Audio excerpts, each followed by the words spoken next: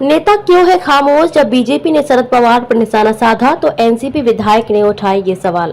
महाराष्ट्र की राजनीति में नेताओं के बयान और उस पर वार पलटवार का दौर जारी है। इस बीच रोहित पवार का भी एक बयान सामने आया, जिसमें उन्होंने बीजेपी के नेता मुनगंटीवार पर निशाना साधा है। भाजपा नेता मंत्री सुधीर मुनगंटीवार और भाजपा विधायक गोपी चंद पाडलकर ने एनसीपी अध्यक्ष शरद पवार की आलोचना की थी।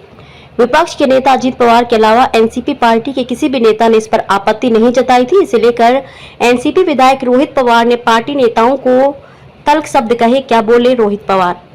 रोहित पवार ने कहा कि वे निचले स्तर पर बोलकर अपने नेता से स्थिति की अपेक्षा कर सकते हैं। बीजेपी के नए स्वघोषित नेता निचले स्तर पर बात करते हैं और जब शीर्ष नेता इस पर चुप हैं तो इसका मतलब है कि ये निचले स्तर की राजनीति को बड़े नेताओं का समर्थन प्राप्त है। मुनगंटीवार से ऐसी उम्मीद नहीं थी। रोहित पवार ने कहा कि शरद पवार ने कई नेताओं को खड़ा किया, लेकिन जब निचले स्तर पर शरद पवार की बात होती है तो कार्यकर्ता भिड़ जाते हैं।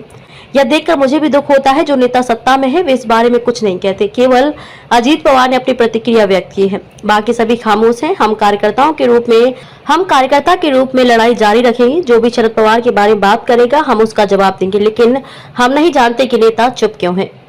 सुधीर मुनगंटीवार ने क्या कहा? एनसीपी ने आरोप लगाया कि बीजेपी में ओबीसी का सम्मान नहीं है। इसका जवाब देते हुए सुधीर मुनगंटीवार ने कहा था कि जब ओबीसी प्रधानमंत्री बने तो कांग्रेस राष्ट्रवादियों के पेट में दर्द हुआ। 22 साल से एनसीपी का अध्यक्ष कौन है? मराठा शरद पवार।